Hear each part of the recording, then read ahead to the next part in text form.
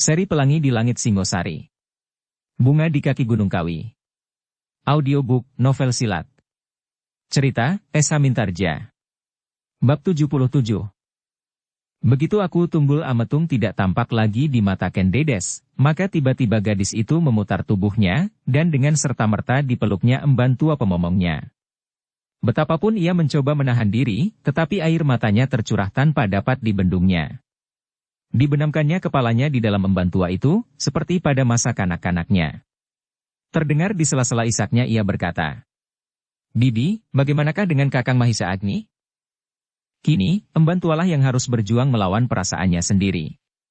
Betapa dadanya seperti terbelah oleh kecemasan dan kegelisahan atas hilangnya Mahisa Agni, tetapi ia harus tabah dan mampu menahan dirinya. Ia harus menghibur momongannya supaya gadis itu tidak menjadi semakin tenggelam dalam duka. Sudah tentu emban tua itu tidak dapat berkata kepada Ken Dedes bahwa ia sendiri sedang bersusah hati, sebab Mahisa Agni adalah anaknya. Satu-satunya anaknya. Emban itu menggeleng lemah. Sekuat tenaga ia berjuang untuk tidak hanyut dalam arus perasaannya. Meskipun demikian setetes-setetes air matanya jatuh membasahi rambut Ken Dedes yang hitam lebat. Namun emban tua itu berusaha untuk berkata, "Sudahlah Nini. Jangan terlampau bersedih. Aku tahu bahwa kau merasa kehilangan. Angger Mahisa Agni adalah tidak ubahnya seperti kakak kandungmu sendiri, pengganti orang tuamu. Tetapi dengan demikian kau akan kehilangan gairah menyambut hari-harimu yang cerah." "Apakah artinya kebahagiaan yang semu ini, Bibi?" jawabkan Dedes tiba-tiba. Emban tua itu mengerutkan keningnya. Perlahan-lahan ia berkata, "Tidak Nini. Kebahagiaan yang sudah berada di ambang pintu adalah suatu kenyataan. Bukan sekadar semu. Apabila kau dapat menghayatinya, maka kau akan merasakannya sebagai suatu kurnia tiada taranya. Kau harus lebih banyak mempergunakan pertimbangan nalar daripada tekanan perasaan." "Bibi, apakah aku dapat berbuat demikian? Berpikir tentang diriku sendiri, sedangkan Kakang Mahisa Agni yang selama ini selalu melindungi aku berada dalam bahaya." Emban tua itu mengerutkan keningnya. Kata-kata Ken Dedes itu langsung menyentuh perasaan sendiri. Mahisa Agni berada di dalam bahaya. Namun dari sela-sela bibir yang tipis, terdengar kata-katanya bergetar. "Nini, serahkanlah semuanya kepada Yang Maha Agung. Daripadanya dunia ini terbentang. Maka kepadanya pula kita menyerahkan nasib. Kita hanya dapat berusaha, tetapi yang terakhir adalah kehendaknya lah yang terjadi." Kata-kata emban tua itu menjadi semakin lirih. Sebenarnya lah kata-kata itu lebih banyak ditujukan kepada diri sendiri daripada kepada orang lain. Tetapi Ken Dedes mendengar pula kata-kata itu. Ternyata kata-kata itu dapat memberinya sekadar ketentraman. Sedikit demi sedikit tangisnya mereda. "Marilah Nini," berkata emban tua itu. "Masuklah ke dalam bilikmu. Mungkin seorang emban atau pelayan atau juru panebah akan lewat di ruangan ini. Mereka akan melihat kau menangis dan mereka akan bertanya-tanya di dalam hati, apakah kiranya yang telah terjadi." Ken Dedes menganggukkan kepalanya. Kemudian ia pun berdiri. Dibimbing oleh emban pemomongnya, Ken Dedes melangkah masuk ke dalam biliknya, langsung merebahkan diri di pembaringannya. Sejenak emban tua pemomongnya duduk di samping pembaringannya sambil mengucapkan kata-kata yang dapat membesarkan hati momongannya. Ketika hati gadis itu sudah menjadi agak lilih, maka ditinggalkannya Ken Dedes seorang diri. Dengan tergesa-gesa emban itu pergi ke biliknya sendiri. Ternyata ia tidak dapat lebih lama menahan desakan kepahitan yang tersimpan di dalam dadanya. Ketika emban tua itu memasuki biliknya sendiri, maka masih dicobanya untuk bertahan. Untuk tidak tenggelam dalam genangan duka. Tetapi ia tidak berhasil. Dadanya yang selama ini selalu mencoba bertahan atas segala macam keadaan, maka kini seolah-olah meledak dengan dahsyatnya. Emban tua itu pun menelungkup di pembaringannya. Air matanya lepas seperti bendungan pecah. "Anakku," desisnya. Emban tua ini menangisi satu-satunya anaknya. Anak yang hilang pada masa kecilnya dibawa oleh ayahnya tanpa setahunya. Dengan segala macam cara ia berhasil menemukan anak itu kembali. Tetapi ia tidak dapat menyatakan dirinya sebagai seorang ibu. Meskipun demikian ia berhasil menunggui anaknya setiap hari.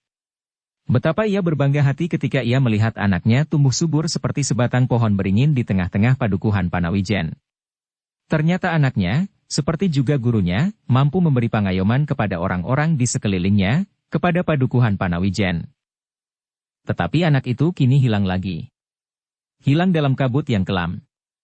Tak seorang pun yang mengetahui, apakah yang berada di balik kabut hitam itu, seolah-olah kabut itu sendiri merupakan rahasia yang penuh menyimpan bahaya.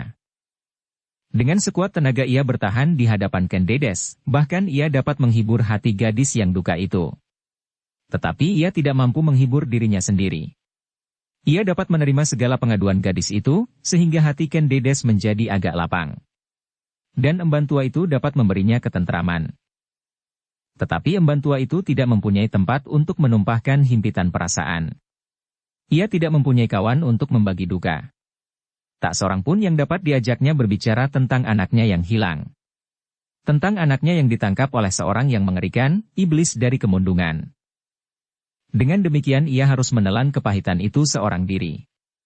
Menanggungnya sendiri dan menahankannya seorang diri pula. Sementara itu, malam pun menjadi semakin malam. Di kejauhan terdengar suara cengkerik berderik-derik di antara gemersik daun-daun kering yang terbang oleh sentuhan angin malam yang basah. Dingin malam merayap menembus dinding-dinding kayu istana Tumapel, menyentuh kulit. Tetapi emban tua itu tidak juga dapat memejamkan matanya yang masih saja dibasahi air mata. Bahkan masih juga terdengar isak tangisnya tertahan-tahan. Tetapi ternyata bukan emban tua itu saja yang malam itu tidak dapat tidur. Ken Dedes malam itu sama sekali juga tidak dapat tidur. Bahkan Aku Tunggul Ametung pun selalu dibayangi oleh kegelisahan. Meskipun Ken Dedes tidak menyangkal tentang saat-saat perkawinan yang sudah ditentukan, tetapi agaknya bukan karena ia menerima hal itu dengan ikhlas. Agaknya Ken Dedes hanya menuruti kemauannya karena takut. Meskipun demikian, Aku tetap pada keinginannya. Upacara itu tidak dapat tertunda. Mungkin Ken Dedes akan bersedih untuk beberapa lama. Tetapi apabila kelak Mahisa Agni telah dapat dibebaskan, maka kesedihan itu pun akan berangsur hilang. Tetapi bagaimana kalau Mahisa Agni itu terbunuh? Tiba-tiba tumbuh pertanyaan di dalam hatinya. Apakah ia tidak akan menyesal sepanjang hidupnya? Aku menggigit bibirnya. Tiba-tiba ia bangkit dari pembaringannya dan berjalan mondar-mandir di dalam biliknya. Tetapi aku tidak sempat memikirnya sekarang, desisnya. Semua orang sudah sibuk dengan persiapan hari perkawinan itu. Akhirnya aku mencoba menenangkan dirinya sendiri. Betapa ia kesal atas peristiwa-peristiwa yang sebenarnya tidak bersangkut paut langsung dengan kepentingannya, tetapi akan dapat mengganggunya. Soal itu adalah soal kecil bagi seorang Aku Tumapel, gumamnya. Kalau aku harus mengurusi rakyatku seorang demi seorang maka aku akan mati kelelahan dan kebingungan. Mahisa Agni memang harus mendapat perlindungan. Tetapi jangan memecahkan otakku. Namun kemudian ia berdesis. Tetapi Mahisa Agni mempunyai kekhususan. Ia langsung berhubungan dengan bakal permaisuriku. Aku Tunggul Ametung terhenyak di pembaringannya. Ia sekali lagi mencoba berbaring dan memejamkan matanya. Tetapi ia tidak segera dapat tertidur. Di Lulumbang, Empu Gandring pun tidak juga dapat tidur meskipun ia sudah berada di tengah-tengah keluarganya, namun ia masih belum dapat melupakan kemenakannya. Empu Gandring sendiri mempunyai beberapa ikatan yang tidak dapat selalu ditinggalkannya. Ia harus mengerjakan pekerjaan sebagai seorang empu keris. Ia harus mengurusi padepokannya dan beberapa orang cantriknya. Karena itu maka ia tidak dapat meninggalkan padepokannya terlampau lama. Namun untuk melupakan Mahisa Agni, agaknya terlampau sulit baginya. Karena itulah maka ia selalu saja merasa gelisah. Setiap ia berbaring dan memejamkan matanya, maka wajah kemenakannya itu justru terbayang terlampau jelas. Wajah yang pucat pasi. Wajah yang diam dan beku. Kasihan, desisnya. Mudah-mudahan usaha untuk membebaskannya itu berhasil. Ia pasti akan lebih daripada aku sendiri. Menurut keterangannya, maka rawa-rawa itu sudah dikenalnya dengan baik. Ternyata Mahisa Agni malam itu telah menimbulkan kegelisahan di mana-mana. Ken Dedes, emban tua pemomongnya, Aku Tunggul Ametung, Empu Gandring, dan Ken Arok yang berdiri tegang di padang karautan. Sambil menatap bintang yang bergayutan di langit, ia menghirup udara malam yang dingin. Tetapi ia tidak ingin segera masuk ke dalam kemahnya. Terasa udara di dalam gubuknya terlampau panas. Seperti hatinya yang terbakar oleh kekecewaan. Kenapa ia tidak mampu berbuat apa-apa dengan pasukannya itu untuk melindungi Mahisa Agni? Ia menyesal bahwa ketika Mahisa Agni pergi ke Panawijen, ia tidak berkeras untuk membawa beberapa orang prajurit bersamanya. Tetapi semua itu sudah telanjur. Semua sudah terjadi. Ken Arok menarik nafas dalam-dalam. Udara malam yang dingin menyentuh seluruh isi dadanya yang gelisah. Sedangkan di hadapannya terbentang kewajiban yang tidak dapat diabaikan. Bendungan yang ditinggalkan oleh Mahisa Agni, susukan induk, parit-parit, sawah, dan pategalan yang baru mulai ditanami dengan pohon-pohon pelindung dan pohon buah-buahan, kemudian yang tidak kalah pentingnya bagi Ken Arok sendiri adalah taman yang pada saatnya harus dipersembahkan kepada Aku Tunggul Ametung. Taman yang kelak akan dihadiahkan kepada permaisurinya, Ken Dedes. Hari perkawinan itu menjadi semakin dekat, desis Ken Arok. Sebelum 6 bulan dari hari perkawinan itu, taman itu harus sudah siap. Harus sudah berwujud. Ken Arok menggigit bibirnya. Ia akan banyak kehilangan waktu apabila ia tenggelam dalam persoalan Mahisa Agni saja. Karena itu maka kedua-duanya harus mendapat perhatiannya. Aku harus bekerja siang dan malam. Kalau tidak, maka semuanya tidak akan selesai dalam waktu 6 bulan lagi. Tapi apakah orang-orang Panawijen mampu bekerja secara demikian? Aku yakin bahwa prajurit Tumapel akan dapat melakukannya. Sebaiknya aku minta beberapa orang baru dengan perbekalan dan peralatan baru.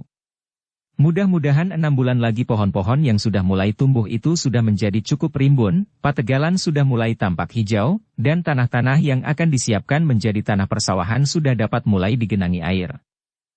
Ken Arok itu mengangguk-anggukan kepalanya sambil berdesis. Orang-orang baru itu akan dapat melakukannya di dalam hari bergiliran. Dengan demikian waktu yang singkat ini seolah-olah akan menjadi berlipat. Terasa dada Ken Arok menjadi agak lapang dengan keputusannya itu. Ia mengharap tidak mengecewakan Aku Tunggul Ametung. Ia tidak ingin mengundur waktu yang sudah ditetapkan. 6 bulan sesudah hari perkawinan, Aku akan membawa permaisurinya ke taman yang sedang dibuatnya itu. Mudah-mudahan daerah ini telah menjadi daerah yang hijau, desisnya kemudian. Tetapi angan-angan Ken Arok itu tiba-tiba menjadi terganggu. Ia melihat bayangan 3 sosok tubuh mendekatinya. Ia segera mengenal bahwa 2 orang di antara mereka pasti para pengawal yang bertugas berjaga-jaga malam ini. Tetapi siapakah yang seorang? Ken Arok masih berdiri di tempatnya, di sisi gubuknya. Dibiarkannya orang-orang itu menjadi semakin dekat. Ketika jarak mereka menjadi semakin pendek, maka bertanyalah Ken Arok itu. Siapa? Kami para peronda, sahut salah seorang dari mereka. Ya, aku mengenal kau berdua, tetapi yang seorang? Seorang tamu. Tamu? Siapakah yang dicarinya? Aku? Ya. Ken Arok menjadi berdebar-debar sejenak. Tetapi kemudian ia terperanjat ketika ia mendengar orang itu berkata. Aku Ken Arok. Apakah kau sudah lupa kepadaku? Kepada ayahmu?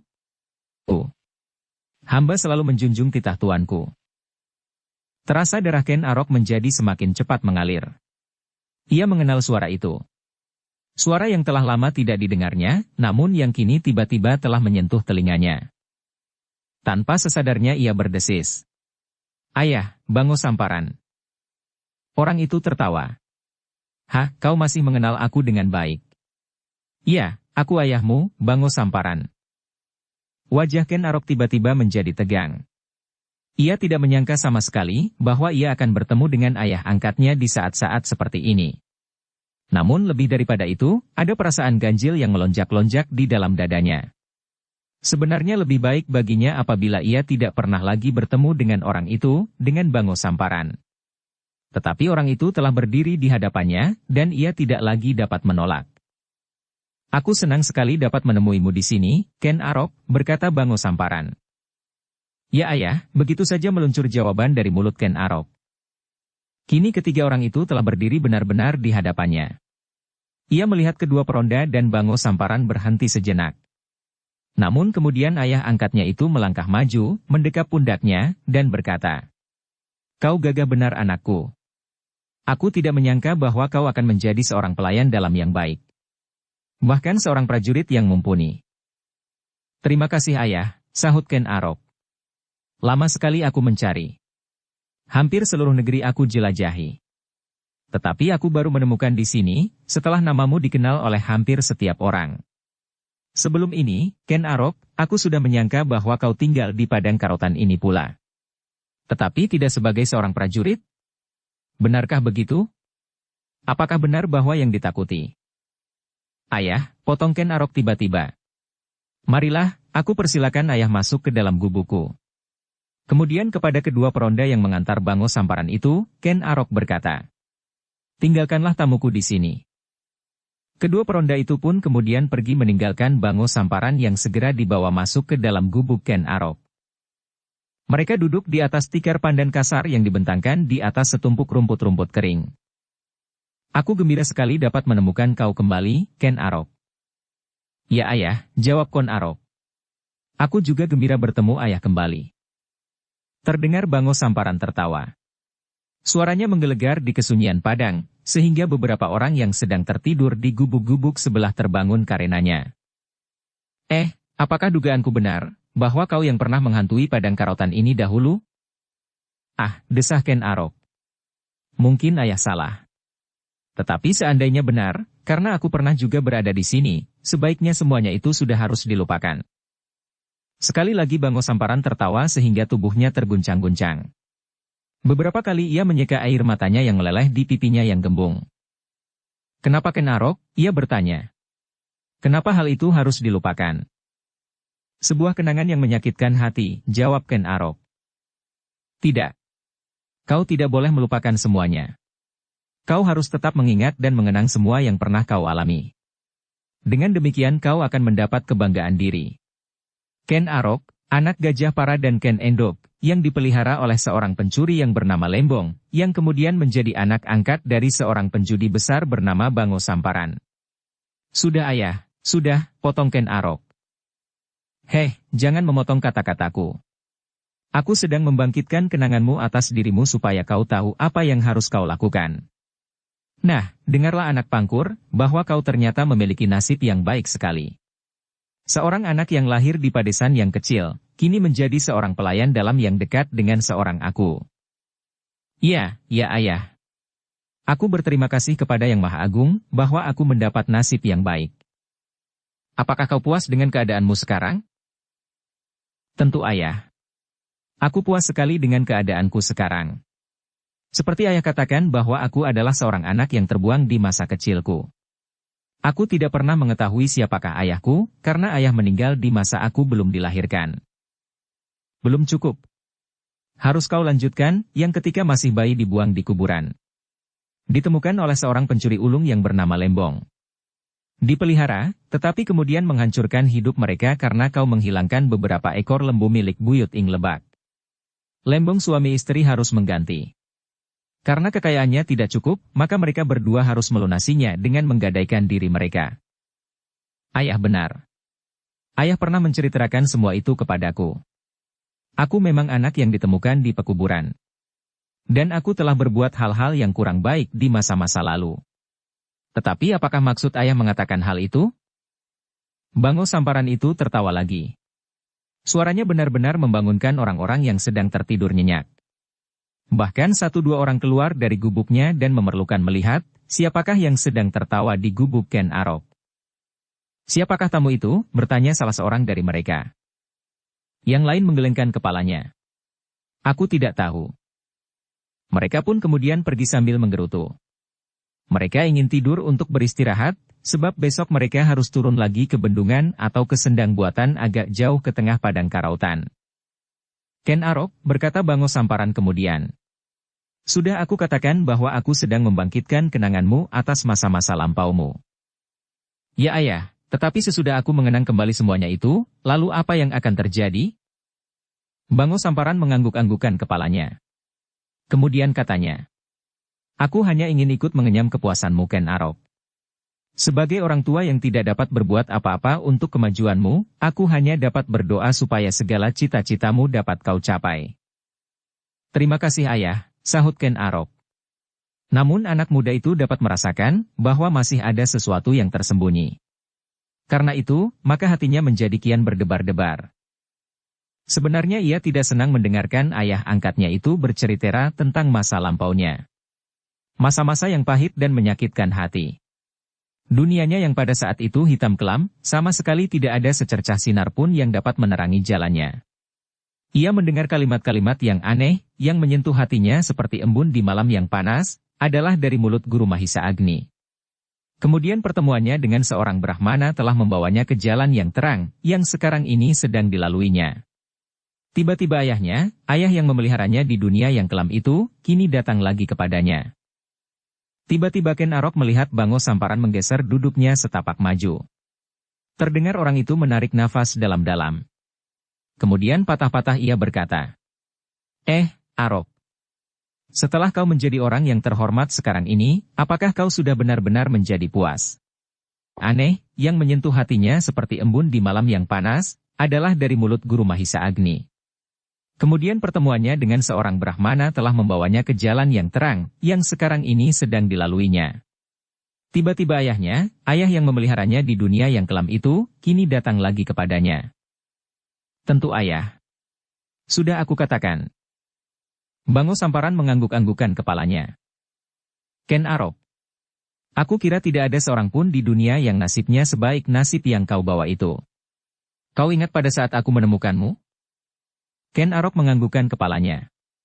Ya, jawabnya singkat.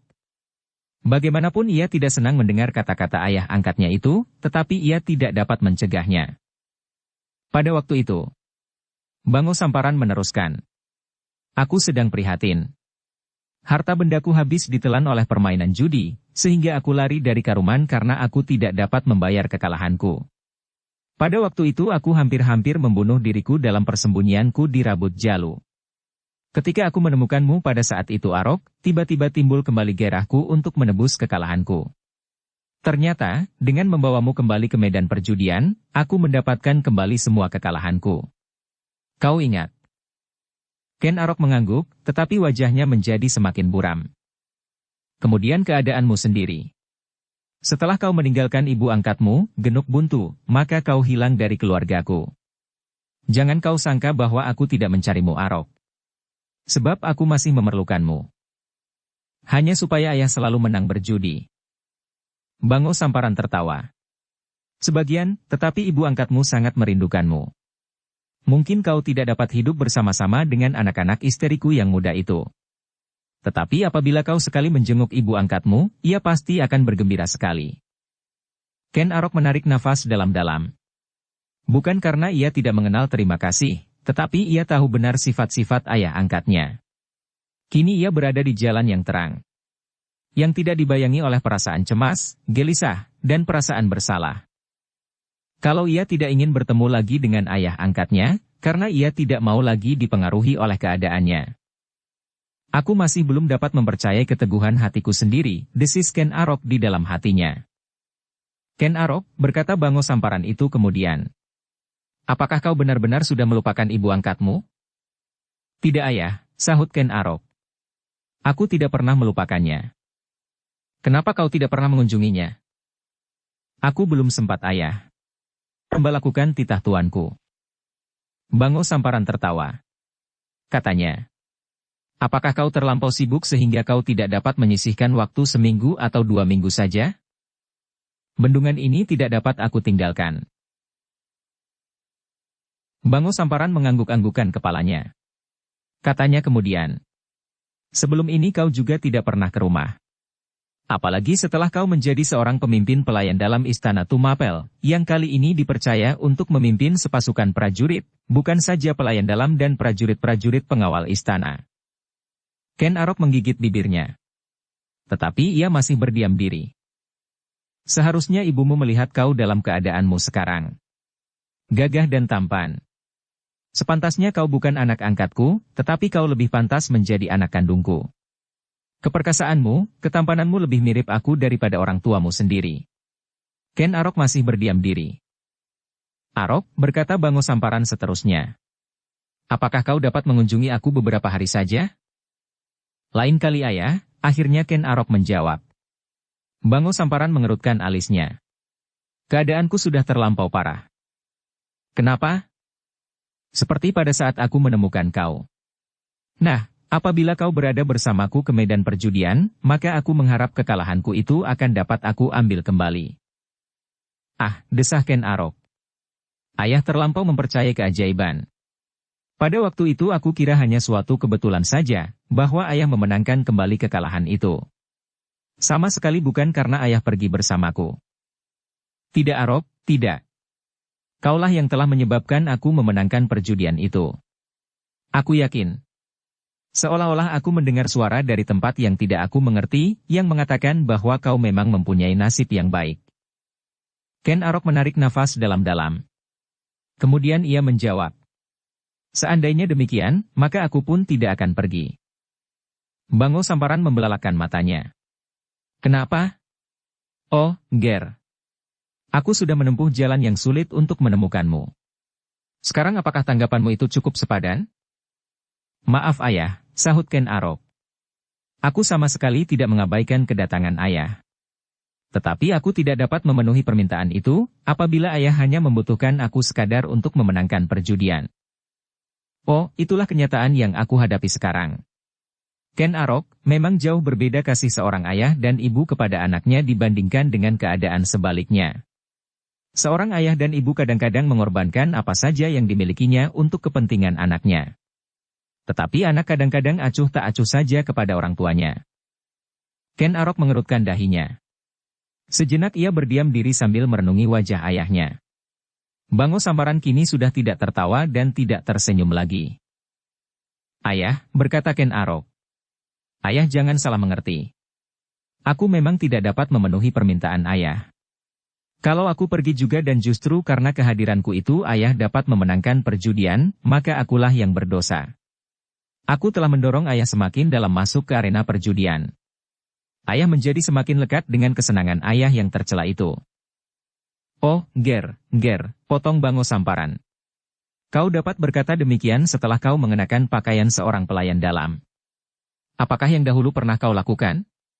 Judi, merampas, merampok, memerkosa, dan segala macam kejahatan yang lain. Ya ayah, sahut Ken Arok. Terasa dadanya bergolak, namun ia masih cukup menguasai dirinya sendiri.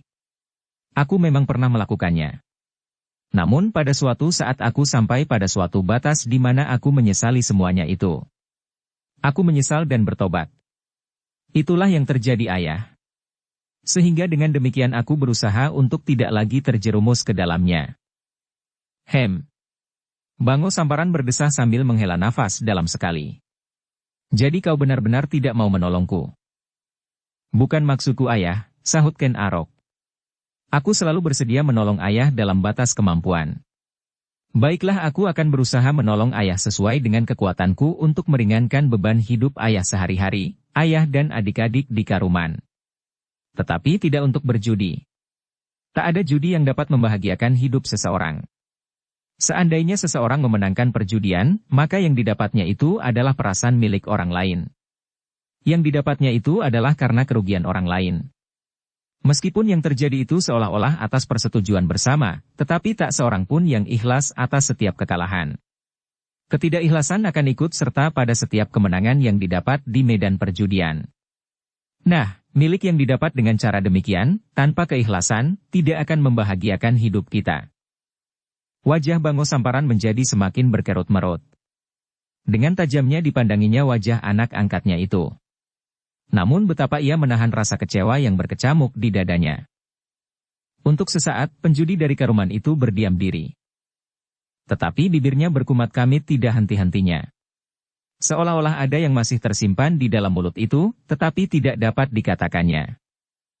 Ken Arok pun kini duduk sambil merenungi kegelapan di luar gubuknya.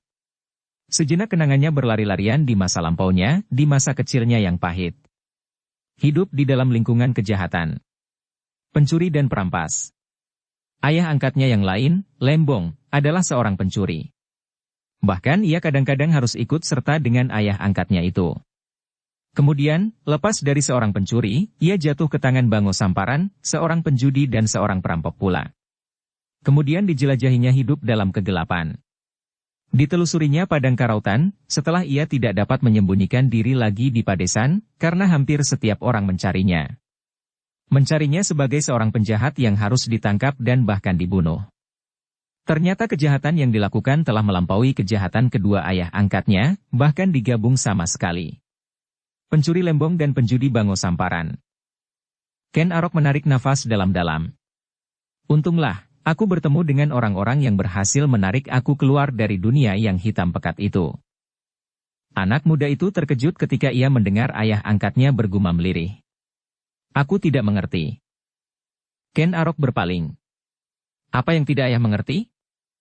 Kau. Satu. Kenapa aku? Kau benar-benar melupakan aku dan ibumu. Apalagi adik-adikmu. Sudah aku katakan ayah, aku akan memberi ayah bantuan sesuai dengan kekuatanku. Apa yang dapat kau berikan? Kau tidak lebih dari seorang pelayan dalam. Kedudukanmu masih belum cukup tinggi. Seorang perwira rendahan. Coba apa yang akan kau berikan kepadaku? Uang setiap selapan?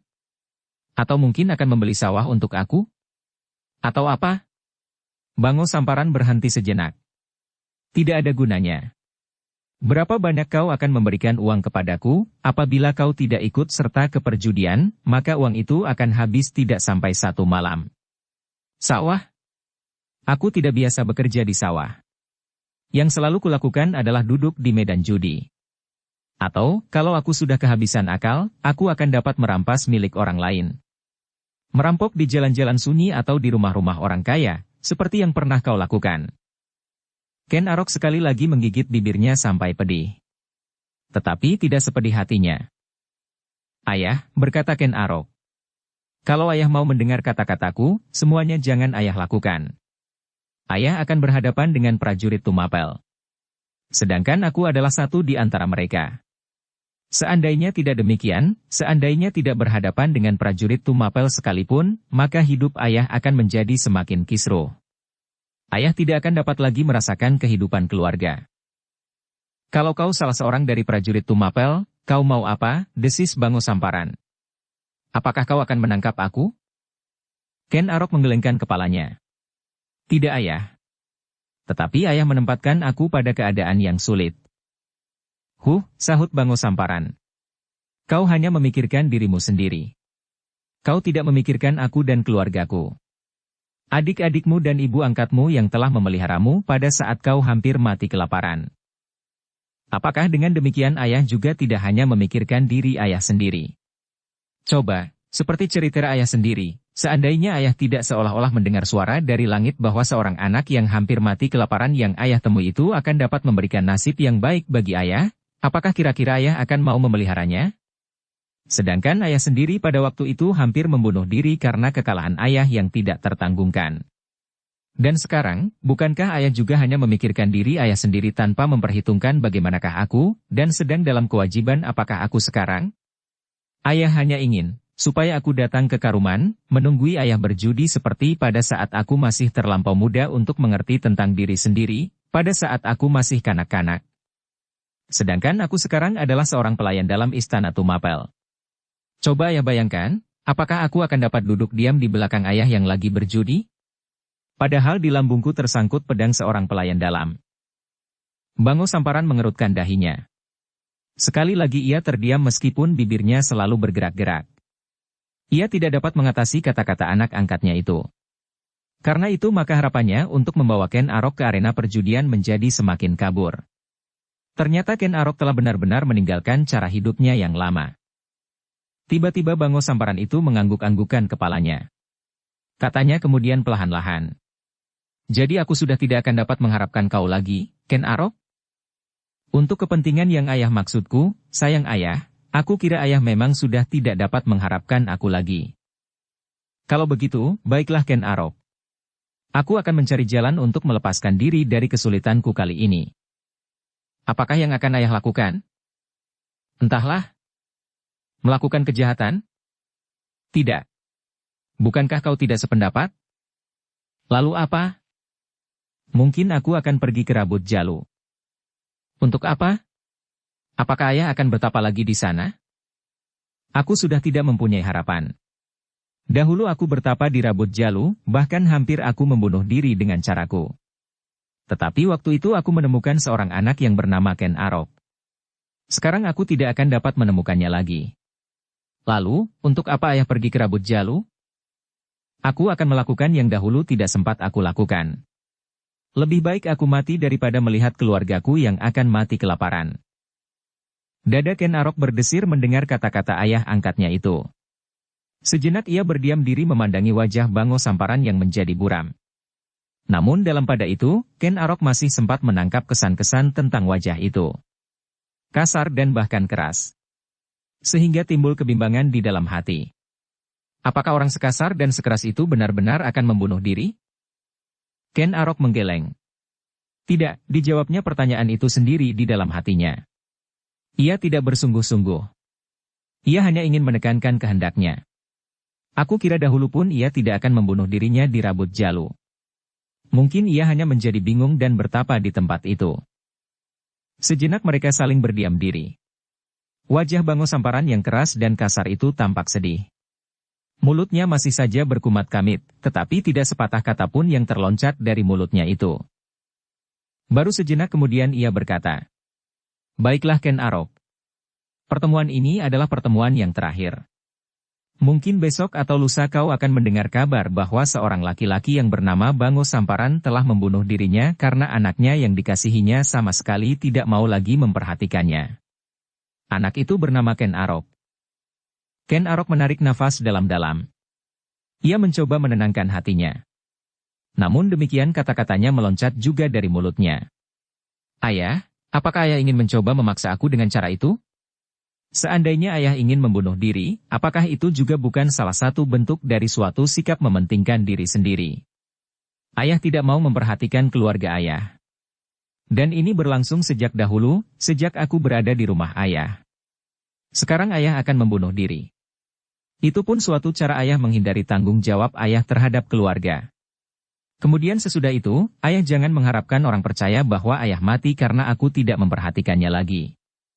Setiap orang, apalagi orang Karuman dan sekitarnya, pernah mendengar nama Bango Samparan, seorang penjudi. Apa kata orang apabila mereka menemukan mayat ayah di pinggir jurang di Rabut Jalu? Cukup, potong Bango Samparan. Wajahnya menjadi merah membara. Ia benar-benar menjadi marah. Hampir-hampir ia meloncat dan menampar wajah Ken Arok. Tetapi ia sempat mengurungkan niatnya. Ken Arok sekarang bukan kanak-kanak lagi. Ia adalah seorang prajurit.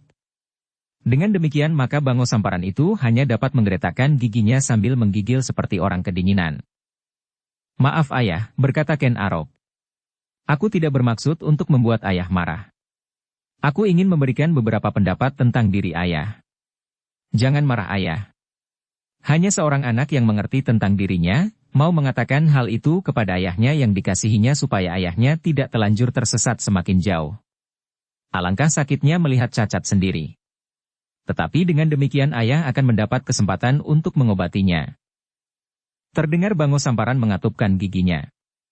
Namun tiba-tiba wajah yang merah padam itu mengangguk-angguk. Dengan tangan menekan dadanya ia berkata, "Ya, aku harus sabar menghadapi kau Ken Arok, sejak kecil. Sejak kau masih kurus kering, kau memang anak yang keras kepala. Berani dan kadang-kadang menyakitkan hati. Sekarang sifat-sifat itu masih tampak ada padamu meskipun kau sudah dewasa dan bahkan sudah menjadi seorang pelayan dalam." "Maaf ayah," sahut Ken Arok. "Seandainya demikian, maka itulah yang namanya pembawaan. Pembawaan yang ada padaku sejak aku lahir. Mungkin aku selalu menyakitkan hati ayah sejak aku berada di rumah ayah." "Ya, kau memang berbuat demikian." Tiba-tiba Bango Samparan itu tersenyum. "Tetapi nasibmu memang baik Ken Arok." Ken Arok mengerutkan keningnya. Ia justru merasa aneh melihat Bango Samparan itu tiba-tiba saja tersenyum. Namun ia tidak ingin terlampau lekas berprasangka. "Ken Arok," berkata Bango Samparan itu kemudian, "apa yang akan kau berikan sebagai bantuanmu atas keluargaku?" "Menurut kekuatanku ayah. Aku masih belum dapat mengatakan sekarang. Kita akan melihat kemungkinan lebih dahulu. Kau akan memberi aku setiap sepekan, 10 hari, atau 8 kali. "Ah!" Ken Arok berdesah. "Itu kurang bermanfaat bagi ayah. Sebaiknya ayah mendapatkan sebidang tanah. Ayah harus mulai dengan kerja. Bukan sekadar berjudi dan berkeliaran. Sekali lagi warna merah membersit di wajah Bango Samparan. Tetapi wajah itu segera dibayangi oleh sebuah senyum. Ken Arok. Aku tidak biasa mengerjakan sawah. Bagaimana hal itu mungkin aku lakukan? Ayah harus mencoba. Terlambat. Aku menjadi semakin tua.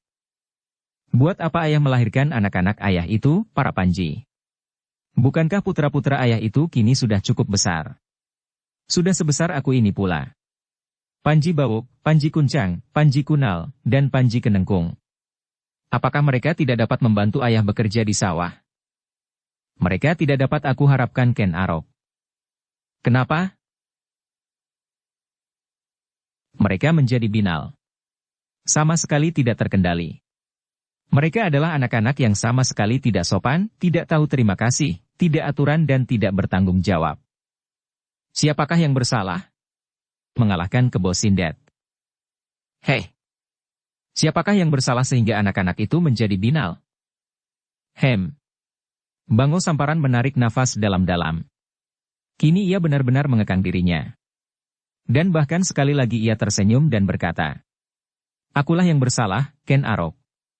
Tetapi mereka tidak bercermin kepadamu. Kepada kakaknya yang bernasib cemerlang. Bango Samparan itu berhenti sejenak lalu tiba-tiba. Ken Arok. Apakah kau benar-benar sudah puas dengan keadaanmu sekarang? Seorang pelayan dalam saja. Ken Arok menjadi berdebar-debar mendengar pertanyaan itu. Terasa sesuatu tersembunyi di balik pertanyaan yang aneh itu. Sejenak ia terdiam. Dicobanya untuk mengatur hatinya, supaya ia tidak terkejut apabila ayah angkatnya mengatakan maksud sebenarnya. Bango Samparan pun berdiam diri sejenak. Ia menunggu jawaban anaknya. Tetapi jawaban itu tidak segera didengarnya, sehingga ia merasa perlu untuk mengulangnya. Ken Arok, bagaimana? Apakah kau sudah puas dengan kedudukanmu sekarang? Ken Arok menarik nafas panjang. Diaturnya perasaannya, dan perlahan-lahan ia menjawab. Sudah aku katakan ayah. Aku sudah puas dengan kedudukanku sekarang. Aku merasa telah berhasil keluar dari lumpur yang pekat. Apalagi yang akan aku inginkan? Bango Samparan mengangguk-anggukan kepalanya. Kemudian dengan nada yang dalam ia berkata, nasibmu memang terlampau baik. Ya, aku bernasib baik. Dan karena itu aku wajib berterima kasih kepada Yang Maha Agung. Tetapi kau kekasih Yang Maha Agung, anakku. Seperti juga setiap manusia adalah kekasih Yang Maha Agung. Tidak. Kau salah, Ken Arok. Ada manusia yang dibenci oleh Yang Maha Agung. Ternyata ada orang yang bernasib terlampau buruk. Bahkan ada orang yang sama sekali tidak dihiraukannya. Ayah keliru. Tak ada orang yang dibenci oleh Yang Maha Agung. Yang Maha Agung mempunyai sifat kasih tiada terbatas. Seperti jarak ujung barat dari ujung timur yang tidak terukur jauhnya, demikian kasih Yang Maha Agung itu terhadap manusia, titahnya yang paling mulia. Bango Samparan tiba-tiba tertawa. Suara tertawanya semakin lama semakin keras, sehingga tubuhnya terguncang-guncang karenanya. Kau dapat berkata demikian setelah kau menikmati lezatnya makanan di Istana Tumapel. Setelah kau mengenakan pakaian pelayan dalam yang kau bangga-banggakan itu. Ken Arok, coba kenanglah. Apakah pada saat-saat kau berkeliaran di arena perjudian, di jalan-jalan sepi di mana kau mencegat orang-orang yang lewat, bahkan gadis-gadis yang kau perkosa, dan apakah pada saat kau tinggal di padang karautan ini sebagai hantu yang menakutkan, kau dapat berkata seperti itu? Kau dapat berkata bahwa nasib setiap manusia itu baik karena sifat Yang Maha Agung itu Maha Pengasih? Ya ayah. Bohong. Aku tidak pernah mendengar kau mengucapkan sepatah kata pun tentang kasih Yang Maha Agung kepadamu. Memang aku tidak pernah mengucapkannya karena kebodohanku. Karena kepicikan pengetahuanku. Tetapi itu bukan berarti bahwa Yang Maha Agung tidak menaruh kasih kepadaku. Bahkan melimpah-limpah. Adalah salah manusia sendiri apabila ia menolak kasih Yang Maha Agung. Menjauhkan diri daripadanya dan hidup dalam kegelapan tanpa mengenal terima kasih. Suara tertawa Bango Samparan menjadi semakin keras, sehingga Ken Arok perlu memperingatkan. Ayah, suara tertawa ayah akan dapat mengganggu orang-orang yang sedang tidur. Bango Samparan berusaha menahan suara tertawanya. Kau aneh anakku. Tetapi agaknya kau telah melupakan keadaanmu sendiri.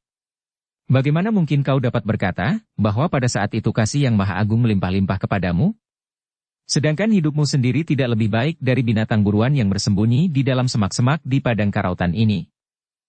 Ayah. Ken Arok bergeser setapak untuk menyembunyikan kegelisahannya. Justru pada saat aku hidup sebagai binatang buruan itulah aku melihat kasih yang berlimpah-limpah. Bukankah ayah sendiri berkata bahwa nasibku teramat baik? Bukankah ayah mengatakan bahwa karena ayah membawa aku berjudi, maka nasibku yang baik itu telah melimpah kepada ayah? Itu adalah nasib yang baik. Dan itu adalah kasih yang Maha Agung. Tetapi akulah yang terlampau bodoh. Sehingga aku tidak mengetahuinya dan tidak berterima kasih kepadanya. Kemudian, bukankah kasih itu nampak pula semakin jelas padaku di akhir-akhir pengembaraanku? Yang Maha Agung telah membuka mata hatiku dengan lantaran beberapa orang yang mengenalnya lebih baik daripadaku. Nah, apakah aku tidak harus mengucapkan terima kasih? Bango Samparan menarik nafas dalam-dalam. Kau benar anakku. Kau memang kekasih yang Maha Agung. Seperti juga ayah, orang lain, dan semua orang di muka bumi. Wajah Bango Samparan berkerut-merut. Tetapi ia tidak segera menyahut meskipun mulutnya berkumat kamit. Karena itu kita wajib berterima kasih. Tetapi, Bango Samparan berhenti sejenak. Bagaimana dengan orang-orang yang miskin, bahkan yang hampir mati kelaparan? Itukah ukuran ayah tentang kasih? Ken Arok menyahut sambil mengerutkan keningnya yang telah menjadi basah oleh keringat. Kalau ukuran ayah tentang kasih adalah keadaan lahiriah, maka aku dapat mengerti jalan pikiran ayah. Kenapa ayah menganggap bahwa nasib manusia itu ditentukan menurut kesukaan yang Maha Agung seperti kesukaan kita? Apabila kita tidak senang terhadap seseorang maka kita akan mengasingkannya. Bango Samparan memandangi anak angkatnya. Wajahnya menjadi semakin tidak mengerti. Ukuran kasih adalah ketentraman rohaniah, ayah. Rasa damai dan dekat dengan yang Maha Agung itu. Oh, aku tidak mengerti Ken Arok. Tetapi baiklah aku tidak membantah. Mudah-mudahan lain kali aku dapat mengerti maksudmu. Bango Samparan berhenti lagi untuk sesaat. Tetapi bagaimana dengan pernyataanku? Apabila kau merasa dekat dengan Yang Maha Agung dalam kasihnya, kenapa kau tidak memohon untuk mendapat kurnia lebih banyak lagi? Wajah Ken Arok menegang. Kini ia merasa bahwa ayahnya hampir sampai pada maksud yang sebenarnya di samping keinginannya untuk mendapat kemenangan di medan perjudian dengan mengajaknya ikut berjudi. Sejenak Bango Samparan pun terdiam. Ketika ia melihat wajah Ken Arok yang menjadi kemerah-merahan seperti tembaga karena sinar lampu minyak serta ketegangan, maka Bango Samparan mencoba untuk menjadi lebih berhati-hati. Ken Arok, berkata Bango Samparan itu pula. Dahulu, sebelum kau menjadi seorang yang baik dalam penilaian orang-orang di sekitarmu seperti sekarang ini, kau telah mendapat nasib yang baik. Apalagi sekarang, setelah kau mengenal Yang Maha Agung lebih baik, dan kau menjadi lebih tekun berbakti kepadanya. Nah, apakah kasih itu tidak akan menjadi berlipat ganda? Kasih itu tidak terbatas ayah. Bagus, berkata Bango Samparan. Kalau begitu kau akan dapat mohon lebih banyak lagi. Itu adalah pertanda bahwa kita tidak berterima kasih atas apa yang sudah kita miliki. Oh, tidak Ken Arok, tidak. Setiap manusia ingin mencapai segala macam kebutuhannya sampai ke puncak. Kalau ia memerlukan pangkat, maka ia ingin mencapai pangkat yang setinggi-tingginya. Kalau ia ingin kaya, ia pasti ingin menjadi kaya sekaya-kayanya. Nah, apakah kau termasuk perkecualian? Mungkin ayah. Bango Samparan menggelengkan kepalanya. Katanya. Tidak Ken Arok. Cita-cita seorang tidak boleh berhenti. Cita-cita ia harus meluncur jauh di depan kita, supaya kita tidak berhenti. Berhenti berusaha dan berhenti berjuang. Tanpa cita-cita gairah hidup kita pun akan lenyap, dan kita akan menjadi beku. Tetapi cita-cita harus seimbang dengan kenyataan ayah. Apabila cita-cita itu tidak seimbang dengan kenyataan diri, maka seseorang akan mudah tergelincir. Mungkin menjadi patah, tetapi mungkin juga akan melakukan hal-hal yang tidak baik. Oh, ternyata kau bukan seorang yang berhati baja. Apakah maksud ayah? Hatimu miur. Kau sekadar mendapat makan dan pangkat yang kecil, kau sudah mandek. Berhenti di jalan. Sedangkan orang lain akan terus berlari meninggalkan kau jauh di belakang. Padahal belum pasti bahwa nasibmu kalah baik dengan nasib orang lain. Ken Arok menarik nafas dalam-dalam. Ia kini mengerti kehendak ayahnya. Ayahnya menghendaki sesuatu yang terlampau berlebih-lebihan daripadanya. Dan ia tidak lagi terkejut ketika Bango Samparan berkata, Ken Arok, kalau kau mendapat pangkat yang tinggi, jauh lebih tinggi dari pangkatmu sekarang, kau akan menjadi kaya. Kau akan dapat membantu aku sepekan sekali. Dan aku tidak akan mati kelaparan sekeluarga. Dan hampir sepekan sekali ayah tetap bisa berada di medan judi. Bango Samparan mengernyitkan alisnya. Kemudian ia tersenyum. Begitulah kira-kira. Tetapi kalau kau masih saja seperti sekarang, maka bantuan yang dapat kau berikan akan menjadi seperti sebutir garam yang kau tebarkan di lautan. Tetapi kalau kau menjadi seorang yang berpangkat tinggi, Ken Arok, kau akan menjadi kaya, dan kau tidak perlu lagi menghitung-hitung berapa uang yang kau berikan kepadaku. Dan aku tidak akan lagi mengejarmu untuk membawa kau turut ke arena perjudian lagi. Nafas Ken Arok tiba-tiba menjadi sesak, dan wajahnya yang tegang menjadi semakin tegang. Meskipun ia sudah mengira bahwa akhirnya akan sampai pula pada persoalan itu, namun hatinya masih juga merasa sakit. Ayah angkatnya benar-benar tidak dapat mengerti keadaan dan perasaan orang lain. Ia hanya berpikir tentang kesenangannya saja. Tambahan lagi anakku. Apabila kau menjadi seorang pemimpin, maka aku pun akan menjadi seorang yang terhormat pula. Kehormatan sangat penting artinya di dalam perjudian. Seandainya aku sedikit-sedikit mengelabui lawanku dengan akal, maka ia tidak akan menjadi lekas marah. Seandainya aku kalah dan masih belum dapat membayar kekalahanku itu, maka tak seorang pun yang berani memaksaku seperti dahulu dan baru-baru ini, sehingga aku harus bersembunyi di Rabut Jalu. Dada Ken Arok menjadi semakin bergolak, sehingga mulutnya bahkan serasa terbungkam. Anakku, berkata Bango Samparan itu. Nada suaranya merendah dibuat-buat. Tak ada orang lain tempat aku menumpangkan nasib selain kepadamu. Sejak aku menemukan kau Arok, aku sudah yakin bahwa hanya kaulah yang akan dapat menjunjung martabatku. Aku tidak sekadar menjadi penjudi kecil yang kadang-kadang diusir dari arena karena aku tidak banyak mempunyai modal. Nah, dengan demikian, aku tidak akan memaksamu lagi untuk mengikuti aku ke perjudian. Apakah kau dapat mengerti? Aku tidak akan mengganggu pekerjaan yang semakin banyak. Apakah kau mengerti? Ken Arok menggigit bibirnya. Aku mengerti ayah, sahutnya sambil menahan hati. Bagus, bagus, kau memang anak laki-laki yang luar biasa. Kekasih yang Maha Agung. Nah, apakah yang akan kau lakukan? Yang akan aku lakukan adalah mempersilakan ayah meninggalkan tempat ini. Heh. Bango Samparan terlonjak. Wajahnya menegang dan mulutnya ternganga. Kemudian terbata-bata ia berkata, apa katamu hei? Aku tak akan sampai hati mempersilakan ayah meninggalkan tempat ini seandainya ayah dapat mengerti keadaanku. Oh, itukah balasanmu Ken Arok? Hei? Itukah? Maaf ayah. Bukan maksudku. Tetapi aku harap ayah mengerti keadaanku. Bango Samparan termenung sejenak. Dipandanginya lampu minyak yang bergerak-gerak ditiup angin yang menyusup lewat dinding yang tidak rapat. Ken Arok. Aku mimpikan kau yang bernasib terlampau baik itu menjadi seorang pemimpin seluruh prajurit Tumapel. Tidak bahkan menjadi seorang aku. Tidak, tidak. Tetapi kau menjadi seorang raja di Kediri. Dada Ken Arok berdesir tajam mendengar kata-kata ayah angkatnya itu. Dipandanginya wajah Bango Samparan seolah-olah baru saja dilihatnya hari ini, sehingga Bango Samparan itu terpaksa menundukkan kepalanya menghindari tatapan mata Ken Arok yang seolah-olah menyala. Dengan nada yang berat Ken Arok berkata, ayah, aku akan benar-benar mempersilakan ayah meninggalkan tempat ini kalau ayah masih saja membuat hatiku kisruh. Tidak anakku. Aku jangan kau usir malam ini. Meskipun hantu padang karautan sekarang telah menjadi jinak, tetapi aku tidak mau mati kedinginan.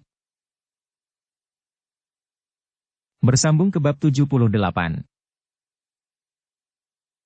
Dukung kami dengan subscribe, follow, like, komen dan share. Terima kasih.